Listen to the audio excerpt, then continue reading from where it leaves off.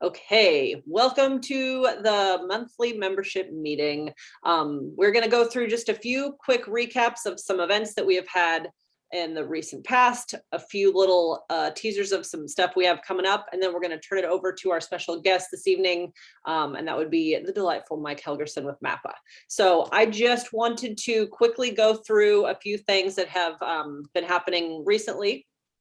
We had last Friday, feels like, I don't even know, I'm having a hard time keeping track of days these days, but last Friday was parking day, and we did a parklet installation on South 13th Street, and it was up from 9 to 5. It was smaller than a car parking spot. We just built a few benches out of pallets. It was really cool because we got a grant from Spin, the scooter company, to build the parklet. And it was a neat collaborative project. We did not get a permit from the city of Omaha. It was just kind of like a pop-up demonstration.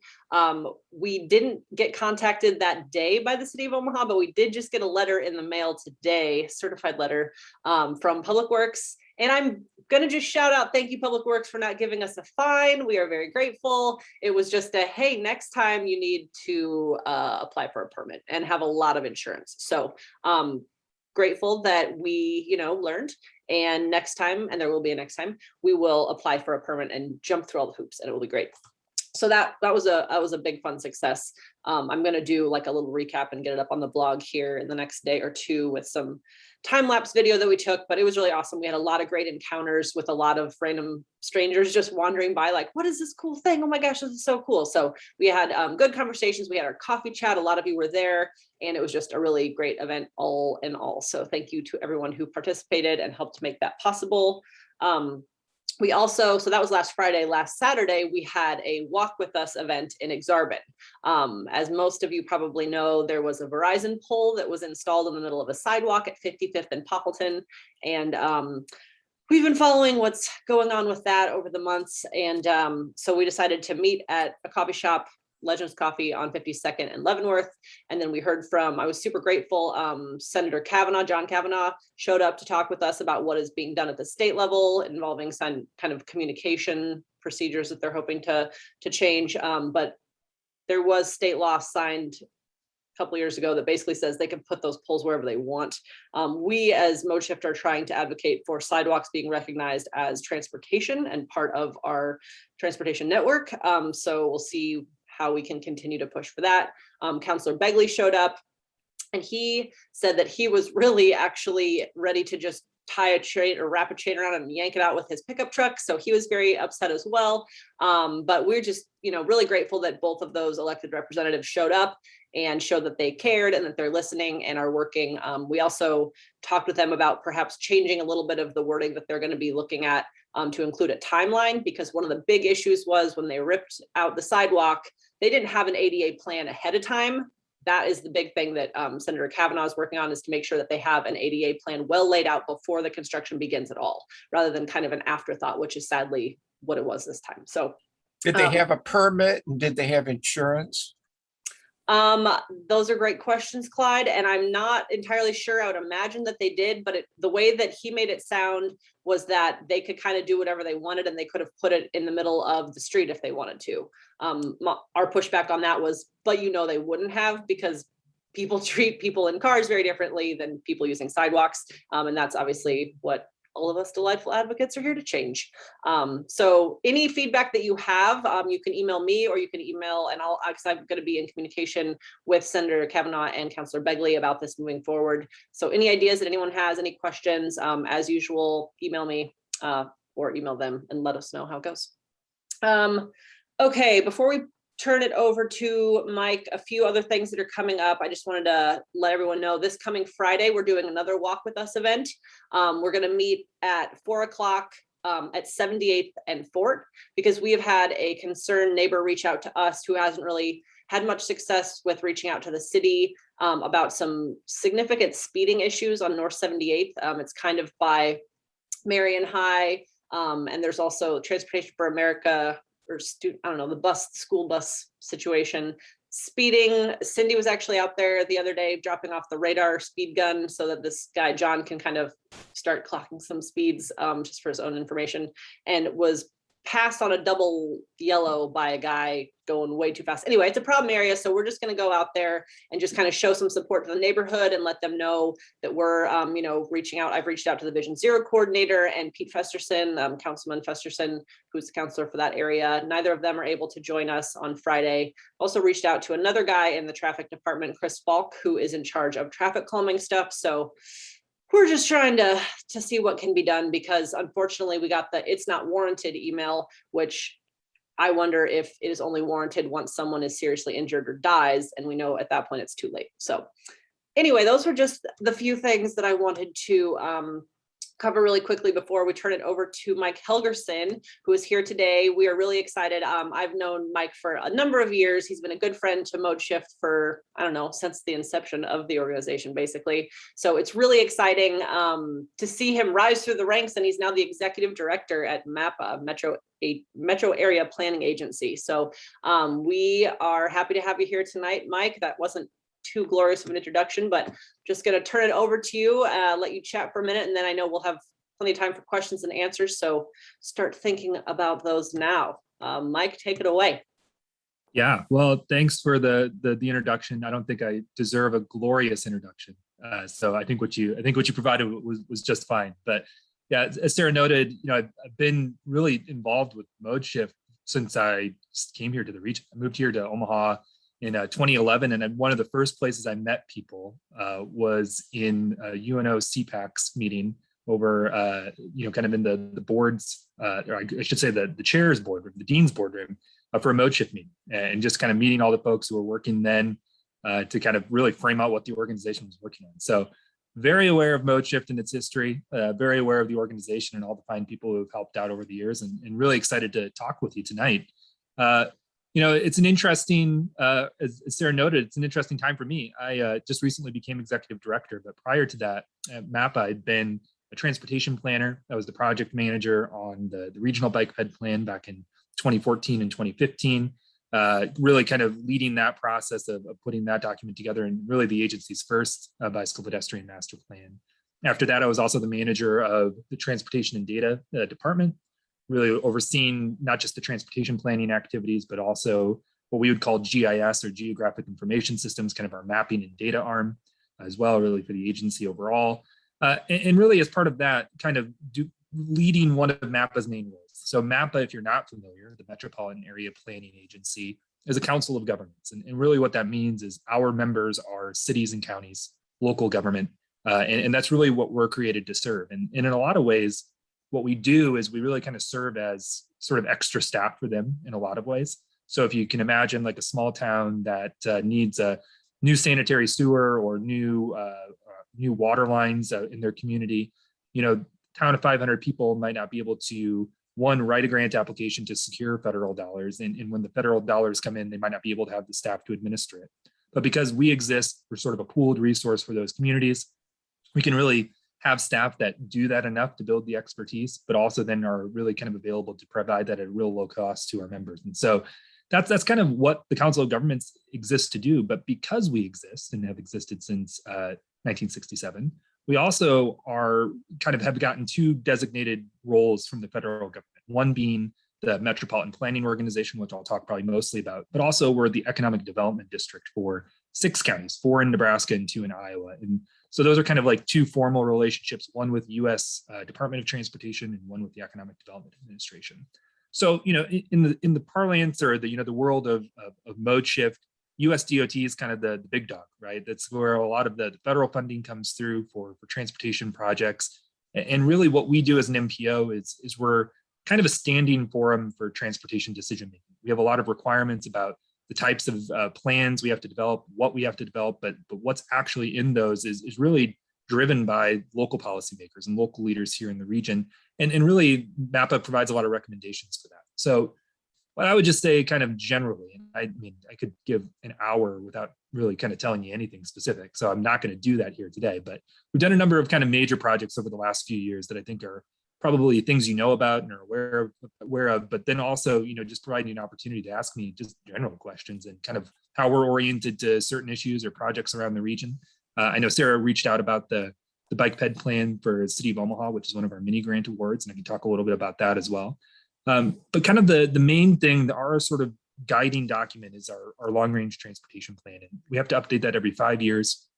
And in the past, we kind of took a kitchen sink approach to it. It was kind of, really trying to be, everything that transportation is in the region, and really not kind of focused. And I would say really kind of being maybe too comprehensive and not sort of focused enough on how we actually turn some of those ideas and those concepts and those goals into projects. And so through our partnership with Connect Go, and I believe you had Stephen Osberg do a coffee chat or something not too long ago.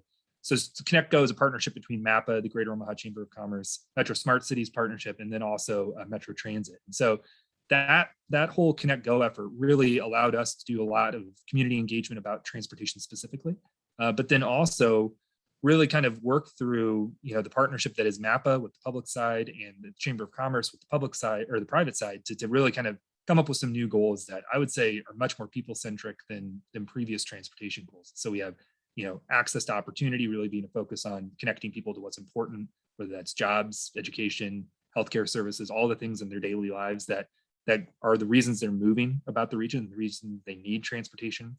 Talent attraction and retention, that being a goal about, how we grow, that we're not going to be able to rest on our laurels and meet the needs of both kind of the workforce sector and be competitive or attractive place for people to actually kind of live, work, and play. And so that kind of being a key sort of competitive thing when we're looking kind of externally and internally about our needs as a region. Also kind of economic growth throughout the region. So what does transportation do to support that? How do we really look at freight and goods movement? How do we balance that with some of the land use changes that we see in our region, and really safety, because we don't really think about it as a kind of an economic drain on our region, but that's kind of one of the ways that it's useful in some ways to think about the impact that really not addressing and prioritizing transportation safety can have on the region. And so that's kind of the three pieces of that part.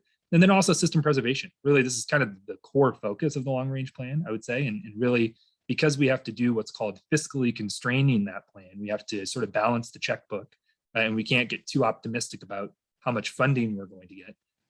Because we have to balance that checkbook, what we know is from a lot of the planning we've done over recent years is that we basically have enough money to maintain the system we have, kind of understanding the major investments that have to be made, particularly on the state system. There's enough funding to manage that. But on the local system, prior to like the city of Omaha's major streets bond, we were not spending nearly enough to just maintain the system that we have today. And so, when we're sort of putting our priorities in place and we're kind of trying to say what's first, what's second, what's third, that piece is a really big part of it. And I would just say kind of an overarching theme of our 2050 long range plan, more so than it ever has been, is really building in some of the principles of Heartland 2050, which is that our regional vision that we pulled together back in 2014 really looked at different scenarios of how the region could grow out to 2050, how we were going to handle the roughly 500,000 new people that we're expecting by 2050, and what impacts decisions about how we grow, such as the density of development, where that development occurs, all of those types of things about land use, how they impact our ability to provide transportation options to people, how they impact quality of life, how we measure things like impacts to private farmland and flood resiliency, all of these different issues that yes, and missing middle, yeah, that's absolutely one. Interestingly, back in 2014, one of the things that we looked at was actually did an audit of the current zoning around the region, where we looked at how much of our zoning was allocated to different types of housing and what was allowable. And it was kind of a high level overview, but the one thing that it looked at was actually, we had a lot of areas zoned for retail, and if we built it all, we would have more retail than basically anywhere in the country. And so, in the end of the sort of the housing stock that we have as a region, we didn't have a lot of the housing choices that we have the sort of housing diversity and a lot of those missing middle housing types, like townhomes, threeplexes, fourplexes that are available. I'll answer some of these questions here after kind of these opening remarks. But one thing I would just note is that that sort of focus on what typically gets called smart growth, quality growth. There's lots of different ways that people talk about it. Is really bringing that conversation about land use and transportation decisions together, and we sort of looked at it as systems thinking and thinking about the impacts that stormwater has and all these different policies and how they're related. And we've really done a really intentional job of trying to sustain that work after the vision so that it didn't just, sit on a shelf, that we kind of continued those conversations, tried to be opportunistic about ways of implementing that. And could talk a lot more about Heartland 2050, but in terms of the long range transportation plan, more so than ever, we really are looking at how those land use decisions, how intentional land use planning impacts our ability to provide transportation options to neighborhoods, and really kind of providing that lifestyle that we heard was so important to people, of being able to walk and bike in their daily lives, being able to access transit for things like employment and education opportunities, and really just being able to have choices. We know just that if we grew in the same way that we did for the last 40 years, that we're not going to have many of those opportunities throughout the region. So it's really kind of a choice. And I think for us, we don't have any direct control over things like land use. We don't, make zoning decisions or even really recommendations in any sort of official capacity. But what we do is we have a seat at the table in a lot of conversations when plans are being developed, when policies are being implemented. And so, our role is really trying to find ways of measuring the impact of these decisions, really being opportunistic when policy is being discussed at the local level by our members, that we try to push as hard as we can to align those things with the broader goals of Heartland 2050, make sure that these decisions that we're making now add up over time to some of those goals that we're trying to impact in the long term. So with that's kind of the context of MAPA. So there's a lot of projects that we work on. We do a lot of bicycle pedestrian planning. Increasingly, we focused a lot more on data development around some of the things that we know are important. Those are in our long-range transportation plan. So things like inventorying sidewalks throughout the region so that we can, actually measure progress towards goals and understand, like, especially around elementary schools and transit, just how big the gaps are and where they are. And if we're going to have local investment, that we can prioritize it, things like that. And those are kind of roles that we play. We try to see around corners where, there's gaps in data that get in the way of us answering questions. And really, we try to find ways of bringing those resources together at the regional level, whether if they're locally developed or, spending the staff time and developing ourselves so that we can actually answer some of those questions. And so we're kind of a flexible entity, I would say. We kind of are, I like to call us a Swiss Army knife, in terms of, we are kind of what people ask us to be in a lot of ways. And so when our members ask us to try to help them solve a problem, we try to find ways of doing that. And if we can't do it ourselves, we try to connect them to resources that can help them do it. And I would say really that's kind of the context of, the bicycle pedestrian plan. And I would say, for us, when we developed that bicycle pedestrian plan back in 2015, we had never done that at the regional level. We'd been involved in a lot of the trail work that had been undertaken, led by the city of Omaha and the Natural Resources District for the regional trail system. What I think, if you're a cyclist in this region, which that's really important about the trail system, is that it's great. You can ride it for a long time, but it doesn't necessarily get you where you're trying to go. That whole following the creeks from the northwest to the southeast, they're fantastic amenities for our community. But when you're trying to go in east and west in our community, it's a real challenge. And especially if you're trying to do that in a straight line. And so our regional bike ped plan was really taking a 30,000 foot view, drawing some broad desire lines, kind of these broad paths across the region, and trying to say, if we're going to have a skeletal network, kind of like a bare bones network of bike facilities, and we want to coordinate those across communities, how can we maximize the connectivity at a regional scale and really try to find those sort of key activity centers that we want to connect, whether those are schools or sort of neighborhood centers, key activity centers around the region, neighborhoods that have a lot of, bicycle and pedestrian activity today. We want to connect those. What would that look like? And then how would we actually get there? How would we identify some short and medium and long-term projects to get there, and really policy changes? And so if you look at that regional bike ped plan, one thing that you'll see in there is really kind of a very intentional focus on prioritization of how we looked at routes. And so one piece there is we kind of created these heat maps that took kind of the potential for bike and ped activity. And we found those to be really useful over time in terms of looking at where people live and work, where there are things like schools, libraries, hospitals, medical clinics, community centers, all of these things that people are trying to access, and trying to find ways of using that as kind of a baseline for understanding where people might want to walk and bike. Retail is another piece of that. But then also when we got to the actual recommendations, really trying to be intentional about sort of the short and medium and long-term recommendations, how we get from sort of point A to point B, that we're not sort of waiting, for the road to be completely reconstructed before we're putting something out there. And one of the kind of key early recommendations of that was a regional wayfinding network. And you'll see that now in the sort of the reframed and updated Bike Omaha network, kind of the way that the city has approached the wayfinding signage in the city of Omaha. That's a direct recommendation of our regional bike ped plan, kind of using that green signage that has the mileage, the destinations, that framework, and ultimately the work that the city did in developing the wayfinding manual stemmed directly from that bike ped plan and the recommendations therein. And so when we've worked with other communities that are interested in doing similar projects, we kind of continually point back and try to provide that as a guide for how you can do some sort of low cost improvements today, but then also set the stage for when there are projects that come up, how that planning process can really kind of help implement projects along the way as well. So setting some big projects aside for when the roads are reconstructed, but then also saying, hey, when we're out there resurfacing roadways, we should be really taking advantage of some of these and implementing some of these recommendations as well.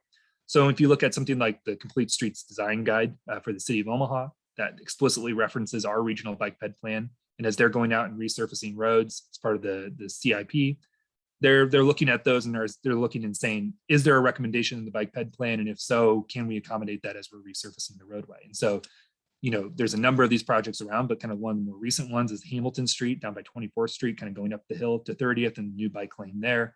That's a project that was identified in our bike ped plan, actually all the way out to 40th Street, a climbing lane to kind of help people going uphill compete with traffic and really kind of have some space on the roadway. It's a narrow corridor, not a lot of room to do something more than paint on the street, but it is one of those things that we felt that there was enough of a connectivity opportunity there with the road diets on 24th and 30th that needed to have some connection across. So that's the broad context of the regional bike ped plan. But as you can imagine, when we're taking a look at something from a 30,000 foot view, we're not really identifying everything that could be done. So when the city approached us about the mini grant application, kind of one of our grant programs that we have to provide funding to communities to do planning studies, they wanted to look at doing a bike ped plan for the city to provide really context for their local planning and identify where some of those needs are and how they can identify and prioritize projects really at the scale of the city and in those kind of key neighborhoods. And that's really what that project is. I'm going to have to tread a little lightly just because the request for qualifications is on the street. Thankfully, we put a lot about the project in the request for qualifications. So I can tell you what's in the request for qualifications and talk a lot about that project. But because of the competitive nature of that, I can't get into details that aren't in there, but there's a lot in there. We can talk a lot about what that project's hoping to accomplish. But it's exciting for me. And I mean, just, my personal involvement in the bike ped plan and kind of seeing the arc and how our regional bike ped plan has served a use. I'm really excited about the opportunity of our largest member kind of taking and internalizing that even further through that mini grant process and really identifying some key investments throughout the region. So with that, I'm going to take a look here at the questions in the chat because I saw a whole bunch of them and a lot of them I was interested in answering, but I was going to lose my train of thought. So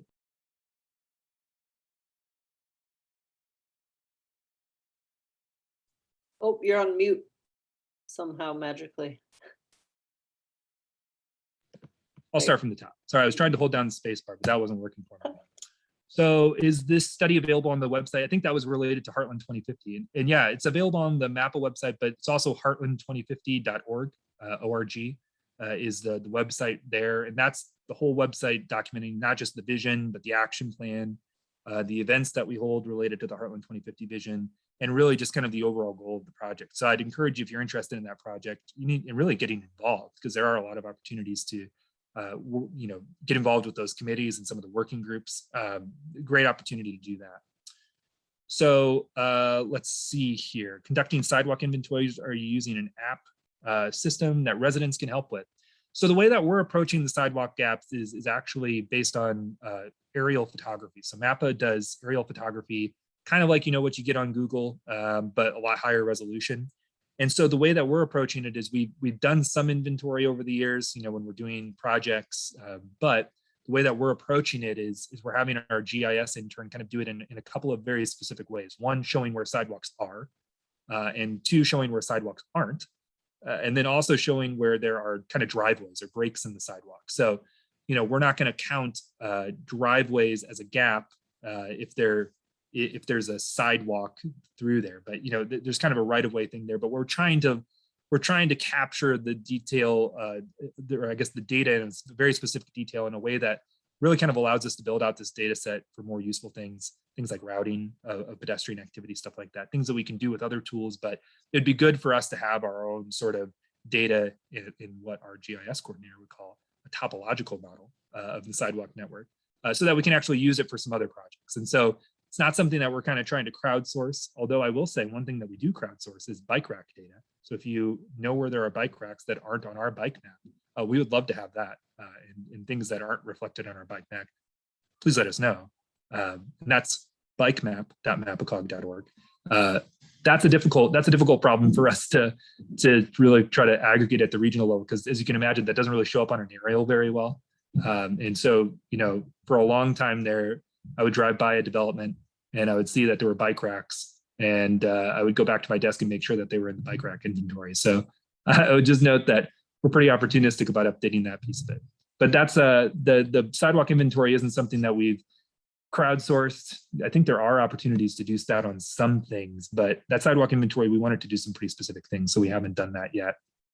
For Cindy, the public libraries, I think that was when I was talking about the bike ped plan. Yeah, absolutely. Those were some of the community centers and things like that we built into that prioritization model that we still use to prioritize bike and ped projects today, that kind of look for that activity level about where there are things that people are trying to get to, and how that can actually help us understand where the opportunity or where the demand might be for bike and ped facilities.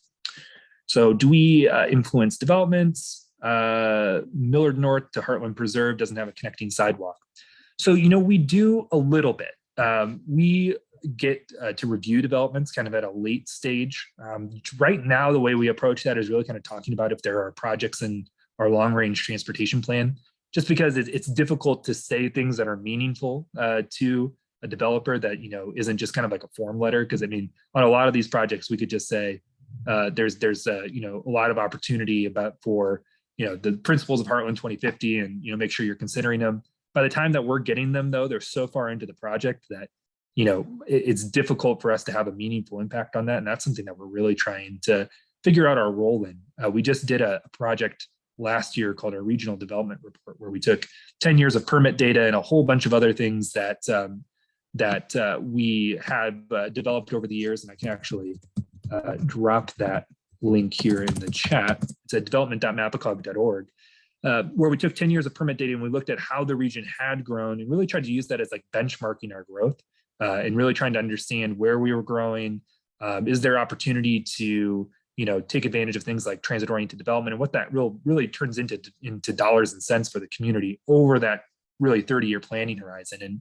And for us, what we know from Heartland 2050, what we know from subsequent studies, is that it's more costly to provide infrastructure to lower density residential and commercial type of neighborhoods. And so, that whole principle of compact development isn't just about opening up transportation options and kind of making our toolbox a little bit broader in neighborhoods, but also, it's saving tax dollars for communities. And I know, that's something we hear from folks a lot is, are we being good stewards, and really that kind of compact growth, finding opportunities to, develop at higher densities really does provide us with, a better bang for our buck on infrastructure. And that's something to talk a lot about, but I just encourage you to go read the development report, because I think it's a pretty visual document. It's one of the first documents that we created is a story map. So the whole thing is interactive and something we're pretty excited about, and love any feedback. We're kind of updating this now with some of the work on the regional housing study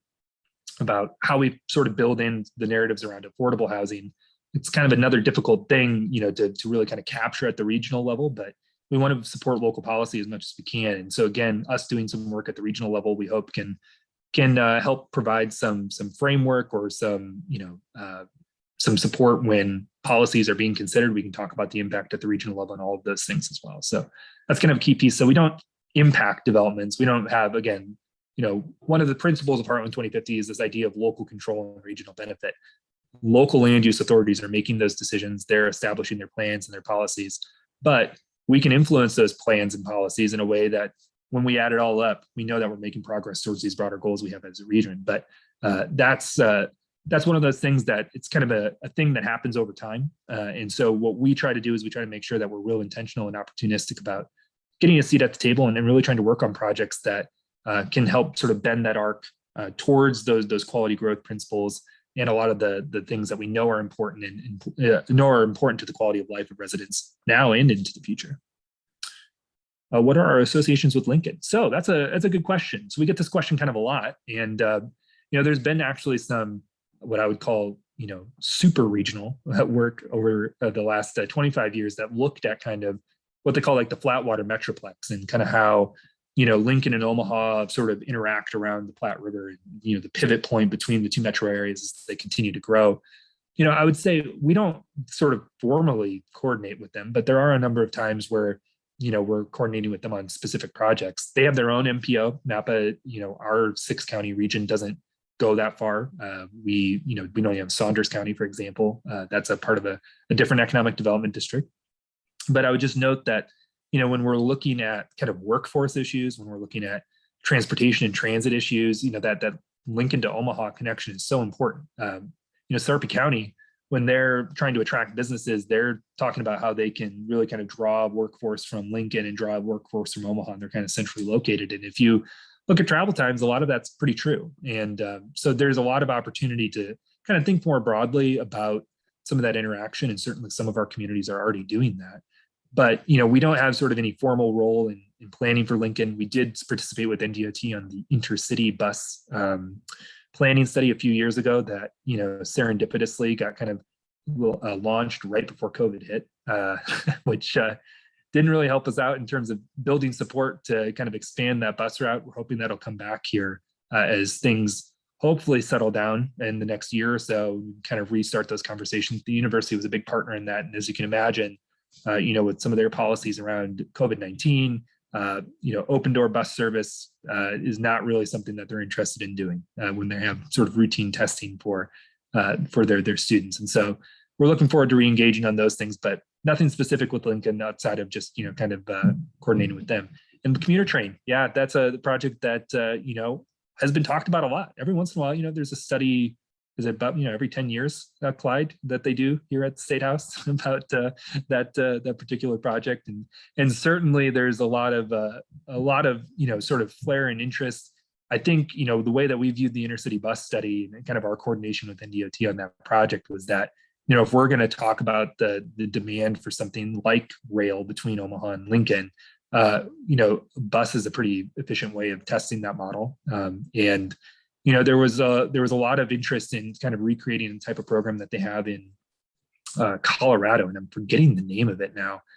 I forgot the name of it, but there's a whole statewide sort of intercity bus system out there, and really kind of some key routes. And they were kind of looking at the opportunity to do that kind of a state-funded model, state-subsidized model between Lincoln and Omaha. And, one thing that we've seen over the last several years with the state's van pool program in particular is that, there's a lot of workplaces, work sites that have, employees that live in Lincoln or in work in Omaha or vice versa. And some of that's kind of, certain days of the week, trying to go back and forth. So there's definitely some opportunity there. Whether we can get all the way to rail, you're going to need a lot of demand to do that. But certainly we think that the time and energy that went into that bus study is it's a good place to start on that particular project.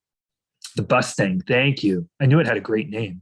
I was stuck in the head of Maverick, but I couldn't get out. I knew it was something related to an animal. But yes, bus thing, thank you. It's a great name.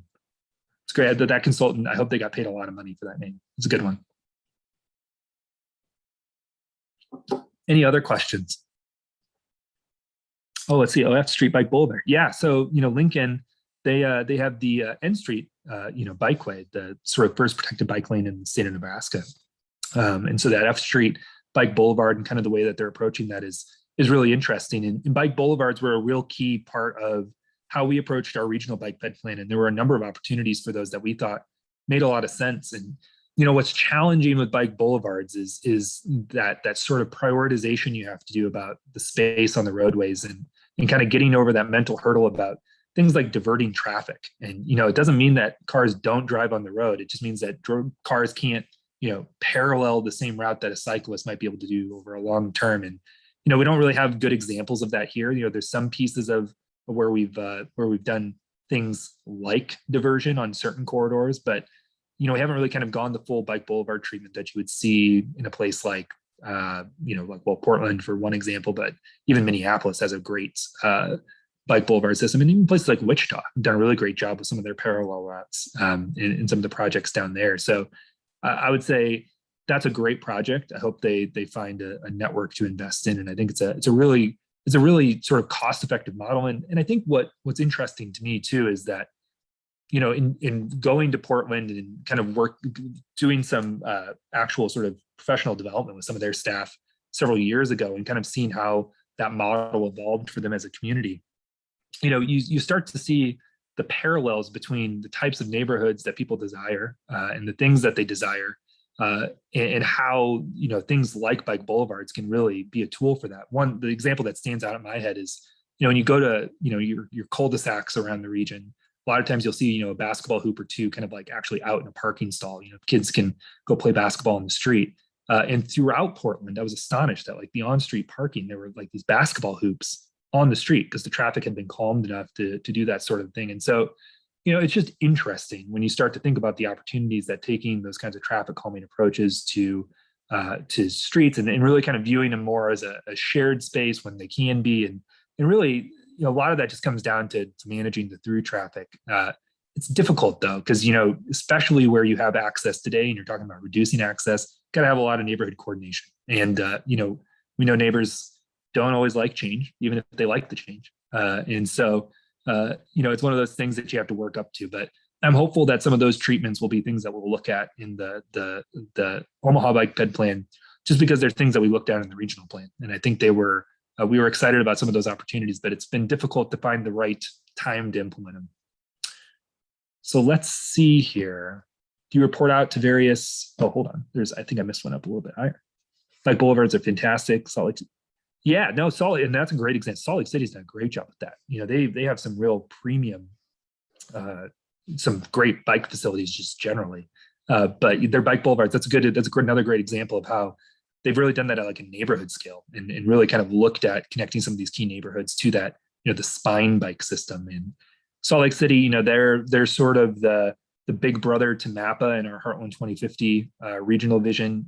The work that they did with Envision Utah was really heavily influenced what we did for Heartland 2050. And we've had a lot of sort of peer exchange with them. Robert Groh, the person who helped lead Envision Utah, has been a mentor to a lot of the MAPA staff involved in Heartland 2050. And so Salt Lake City is ahead of us on that curve. They've got massive transit investment, but they also had a little bit more of an urgency around bending the arc around air quality and managing some of their growth. But they've done a great job.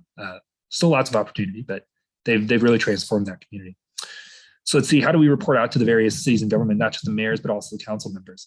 Well, there's a couple of ways we do that. I would say kind of the one way that we do that in a sort of formal capacity, and this is kind of more focused on the mayors, but our board of directors is, local elected officials. They're not elected to MAPA, they're elected by communities, and because they represent those communities, they're our board of directors. And so we've got City of Omaha mayor, City of Council Bluffs mayor, City of Bellevue mayor, and then also county commissioners from a number of our counties. Let's see, Sarpy County, Douglas County, Potawatomi County, for example. And then we have small communities representatives currently. That's the mayor of La Vista. So Doug Kindig is our board chair as well. And then also Carol Vinton, the Mills County supervisor from the Glenwood area. And so, for us, that's kind of like our board of directors, and they're kind of one of the core groups. But we actually have a larger group called our council of officials that meets quarterly. That's our 79 members, if you can imagine, 79 members of MAPA. They each have a representative on that council of officials, and what we try to do is it's kind of like a formal way, kind of like a quarterly dinner type thing, to bring in a speaker and talk a little bit about issues of mutual concern. It's also kind of like MAPA's governing body. But that's kind of one formal way we do it. But, MAPA staff, we do a lot of presentations around the region. We're kind of at county boards and city council meetings when we're talking about projects, particularly if we're playing a support role to staff, if that's, grant administration or project administration. But we also get a lot of calls. There's city council people who call us up, ask us for, background or details on a particular project or how they could, work on a particular project. And that happens from, communities around the region. We get invited to participate in a lot of committees and things like that. And so, we kind of do what our members ask us to help with, and they ask us to show up somewhere. We try to be responsive to that. So, there's a lot of ways that we interact with local leadership. Our main role, the main people that we focus on are really kind of the city staff, because that's kind of the support role that we're playing. But we do work a lot with elected officials just by the nature of the work that we do. So Harney Street pilot, that was a priority project at one point for MAPA studies. Yeah, so if you look at the MAPA regional bike ped plan, that is one of the projects that we took even farther than any of the other recommendations. We kind of laid it out on the street, showed really kind of like why it was sort of the central spine of the whole project. And, that was really kind of building out of the priority that we saw coming out of the project, the transportation master plan back in 2012, and it being kind of a key recommendation there. And, obviously it's taken us a long time to get to the pilot project. And I think, I was painting the street on the heyday on May Day back in 2012. So, I recall very clearly how long we've been talking about that project, but I am excited that it's finally implemented. And I'm really excited too, that we didn't really kind of, we didn't shortchange the pilot in any way. We kind of went with, a model that we really think can work really well and be something that we can recreate throughout the region. We don't really have kind of a formal role in that project other than helping serve on some of the committees. And, we reviewed some of the plans as they went through. It's really a city of Omaha and really kind of Bike Walk Nebraska, Metro Smart Cities type project. And, they've done a good job with it. And we're real excited to see, how that kind of pans out here, what we can really learn about this type of facility on our streets, and if it's really going to be that difficult for us to maintain, or there's really an opportunity to do a lot more of these. And I think the hope there is that start taking a look at downtown as a whole and really trying to flesh out more of a bike network for downtown, or at least improving some of the facilities. If we look at projects that MAPA has supported over the last several years through our mini grant program, like the 13th and 14th Street walkability study, Central 24th Street walkability study, and a number of other projects that kind of intersect at downtown, there's a lot of opportunity. There's a lot of opportunity to do projects like that. And I think, we're looking forward to kind of continuing those conversations. And I'm certain that downtown will have some priority and focus in the Omaha Bike Ped Plan as well as we get into that process. So let's see. How do studies, statistics actually become projects, or are they sometimes dismissed? Well, that's a little bit tough. I think, a lot of times what we focus on is really kind of trying to quantify some of those needs, and that can be difficult to do. So if we start to think about, an issue like accessibility, and when we're talking about accessibility, we're talking about, if a person lives in one place and wants to work throughout the region, how accessible are jobs throughout the region, but based on where they live. And, that is impacted by, car ownership. Generally, if you look at kind of accessibility by a car, you can get most places in the region in under 30 minutes. But, if you look at transit accessibility, that map looks quite a bit different. In central Omaha, you have a lot more accessibility to regional jobs than you do throughout other places. UNMC is kind of the hot spot there, being centrally located enough to kind of get you access to a lot of jobs along the Dodge Street corridor, but then also throughout other parts of the region. So as we start to think about, equity and access to opportunity, and really that's been, I would say, a central sort of focus of Heartland 2050 is really looking beyond sort of the way that we traditionally make decisions about really kind of both land use and transportation, and really trying to, again, bend the arc to a more equitable future. We've done a number of projects in that space to kind of support that. And that's kind of an hour in and of itself. But I would say, a couple of things there. One, really trying to look at opportunities to expand the transit system, in kind of supporting Metro Transit's planning in a lot of ways. So if you look at several years ago, we did the transit development plan that Metro put together that looked at kind of longer term investment for transit in the region. They're kind of updating that with a lot of public input this time with through Metro Next, and we're excited about that project. And If you haven't had somebody from Metro come talk to you, you should, because it's an exciting project and they're looking at really, really interesting stuff. And I would just also say, in supporting things like the 24th Street corridor, that's a project that, we've had identified in things like MAPA and Metro's regional transit vision, some of our close the gap planning, and really how we sort of build out this regional network of transit investment and do it in a way that's really supported by the land use and policy along the way. So if you look at all of the things that MAPA has funded along the 24th Street corridor, all of that's oriented around how do we make this a transit-oriented development corridor that can support some type of premium transit service. And so, when we funded the North 24th Street corridor study, the Forever North study for the city of Omaha, Central 24th Street corridor study for the city of Omaha, kind of between Creighton and Leavenworth, that was really the focus of those studies, was really to kind of figure out, okay, what's the transit context of this priority corridor, and how do we make sure that when the streets reconsidered, the space on the streets reconsidered, that we're really trying to make it a multimodal corridor because it has that regional connectivity. And so I would say, the whole, does data and statistics help? I think it does help. And I think, with our long range plan, what we found is that, we didn't want to say everything, because there's, that document, you could have 500 pages of inventorying all of the needs of transportation, talking about transportation from every angle. And honestly, that's kind of the approach we had taken in past long range plans. And what we tried to do was say just enough to kind of convey what we're trying to say and how these goals are related, and really save some of that more detailed analysis for kind of other work, and trying not to say everything in that context, but then doing some more detailed work to support that. So a good example of that is around, traffic safety and transportation safety. We've had a real central role on like the Vision Zero task force for the city of Omaha, and really tried to do a lot of work to support that sort of early set of recommendations that led to the position within the city of Omaha. And looking forward to kind of continuing to coordinate with them on that as they work to implement it. But MAPA, we just created a regional safety report last year to kind of dive deeper into some of those issues. Another thing that we hadn't really done before, one, because we didn't have access to the data from the state, that's a story, but then two, it was not something that had really kind of risen to the level of priority. But we realized that, one, there's a lot of state resources to do safety related projects, and there's a lot of interaction between safety as an issue and a priority that we weren't really kind of capturing in a lot of the projects that we were working on. And so what we realized is that we could do a little work up front, help prioritize at the regional level, help guide more state investment with safety dollars to the region, and then also kind of build that into the regional transportation planning process, so that when we're doing other projects like transit projects, bike projects, walking projects, that we already kind of have a game plan for how we evaluate those things, how we can build safety in as a need, and all of that stuff. So that's kind of a long-winded answer to your statistics question, but I would say it is helpful in a lot of ways, but you got to be sort of focused, and it's an exercise in restraint, and it's not always easy to do.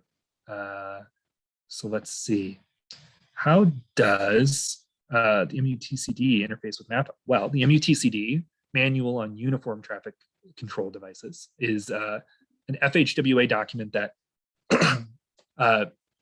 in really most ways, dictates a lot of how, street marking, signage, and other things are, deployed throughout the region. So, or deployed throughout the country, excuse me. And, if you think about it kind of at its most, meaning, like, the smallest level, you start to look at, why is a stop sign a red octagon? Because of the MUTCD, all the way up to, what's the font size and letter spacing on an interstate sign, to, how wide is a stripe on the edge line of a rural highway. I mean, all of those things are in the MUTCD. And really, what it's meant to do is make the streets understandable across the region to people. So if you're driving in California, the streets are going to look the same as they do in, in Nebraska to a certain extent. But I think what the MUTCD has sort of been recognized as by the industry is that it's pretty restrictive. I think transportation industry professionals, whether they're planners or engineers, would say that, there's not a lot of room for flexibility in a lot of what goes on in the MUTCD. And so, there's some people that call for throwing the whole thing out. There's some people who call for, kind of evolving it. The latest round of edits to it, I think, move it in a much better direction to give local communities, a little bit more tools in their toolbox and how they approach things, but it's also, it's regulatory.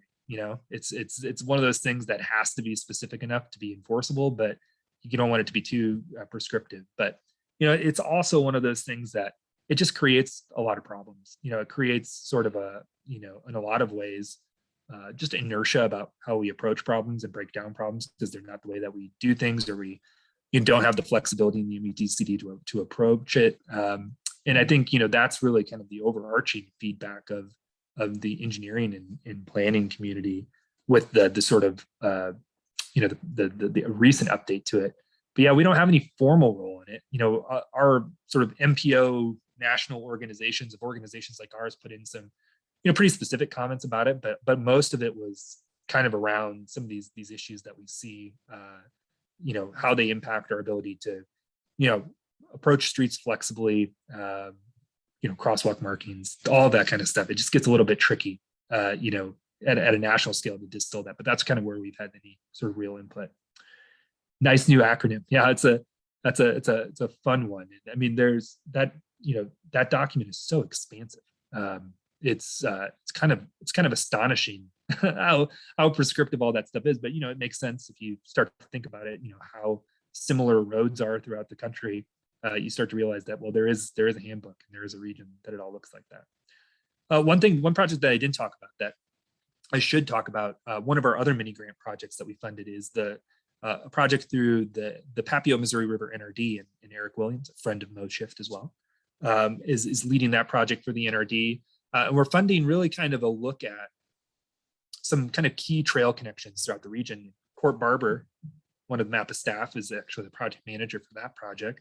We're just kind of getting that project under contract. We did a procurement, selected RDG to help with that project, and really kind of looking at these 10 connections. Could be fewer than 10, could be a little bit more than 10, but about 10 sort of small connections throughout the region that we think could have some really big impacts on sort of the access of specific neighborhoods to the regional trail system. So it might be where they have an internal sort of network of trails. So a good example of that is down by sort of Applewood Creek and La Vista. There's kind of a gap in the sort of from the West Papio Trail, and in kind of the neighborhood right along Applewood Creek there. La Vista is doing an Applewood Creek connector trail that's going to come right down to the north side of, is it Giles Court? Is that the right street? Putting Court on the spot. I can't remember exactly, but anyway. Yeah, that's right. Yeah, it's a real small gap, but when you start to think about, the access to the businesses along that corridor, access to the trail, future connections to the north end of that La Vista Trail and connecting up to things like, communities like Ralston, there's a lot of opportunity there, and this small gap can make a big impact.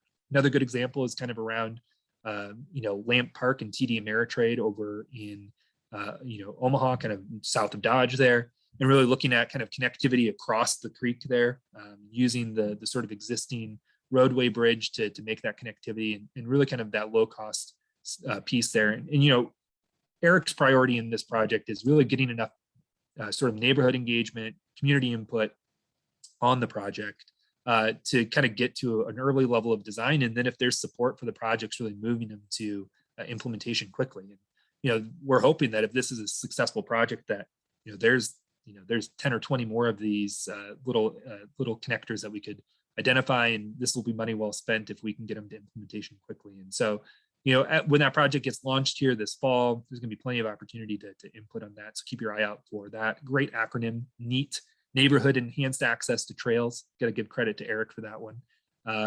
But he would, I am certain, love to talk more about that project.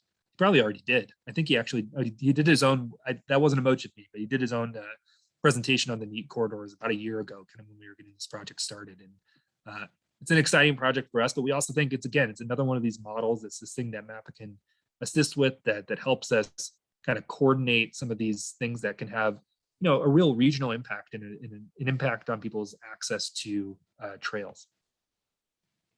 So let's see. So safety in the METCD. So safety, one thing that MAPA, I didn't kind of comment specifically on that, but one thing that, now that MAPA is doing more safety planning kind of specifically, one of our roles is that we're actually on the Highway Safety Committee for state of Nebraska. And so we're actually kind of have a seat at the table about how those safety funds get spent. And again, that's really a resource to our community members. So if we can help them prioritize projects, build safety into their planning process, we can also have an impact on where those state dollars get spent and things like that. And so that's all great. So engineer's Bible, yes, yes, yes. More specifics about what you're hoping to see. So yeah, I would really, honestly, the bike ped plan is on, the RFP is on our website. I can actually grab the link real quick. One thing I would direct your attention to is the project outcomes. And I think that's really where I think the kind of the framework for what we're trying to accomplish in this document is kind of best laid out. I mean, one, it's a framework for how the city does and identifies projects, bike ped projects like right now, but also into the future. How routinely are they going to be updating this? But also then kind of really setting some key milestones about being a bike friendly community. We're currently a bronze status. I would say we're hanging on at bronze status. We're really kind of setting more stretch goals about getting to a higher level of a bicycle friendly community, and also a walk friendly community, and really kind of setting some targets about what we're actually trying to see. And that, there's a lot of steps along the way to get to that. There's a lot of decision making. There's a lot of investment that has to go into that. So setting some of those broader, more stretch goals for what we're trying to accomplish and some of the outcomes we're trying to reach, I think is going to be a useful, useful sort of tool for framing all of the decisions we make along the way. Because if that's our guide star, I think we're going to end up with something that's going to be, pretty meaningful. And also, there's kind of the prioritization of projects, kind of both, sort of high priority projects, early, highly visible projects, all the way up to kind of the ultimate network of bike facilities throughout the community. So that's something that didn't really get built into the transportation master plan because they didn't have kind of a long-term network of corridors. They've relied on our regional bike ped plan. But as I mentioned, it's a good document. It's not everything though, right? We kind of had a very specific focus in looking at some of these broad connections across the community. We weren't trying to identify everything. That would have been, a monumental effort. It took us a lot more time. But what we recognized is that if money was going to be spent, we wanted it to be spent in a way that coordinated and created connectivity across the region. It wasn't just in these sort of, pockets around the community. So I think that's worked out well. But, as the city has really done a good job of internalizing some of those recommendations, having their own plan is going to, allow them to have a lot more opportunities to do that as well. And so that's kind of a hope for us too, is how it ties to policy. But, we're just excited. Omaha, they're a big part of our region. They're about 80% of the population of our TMA. And so, when they're also, represent a huge opportunity for, sort of increasing bike connectivity throughout the region. There's already a lot of great facilities, but certainly when we're thinking about the opportunity to look at treatments like the Harney Street Bikeway, really coming up with a way of how, prioritizing where we're going to do those and how we're going to do those, and how we're going to make these facilities attractive to people who, don't want to cycle on a street with just a little strip of paint next to them. I mean, I'm comfortable doing that, but I know that not everybody is.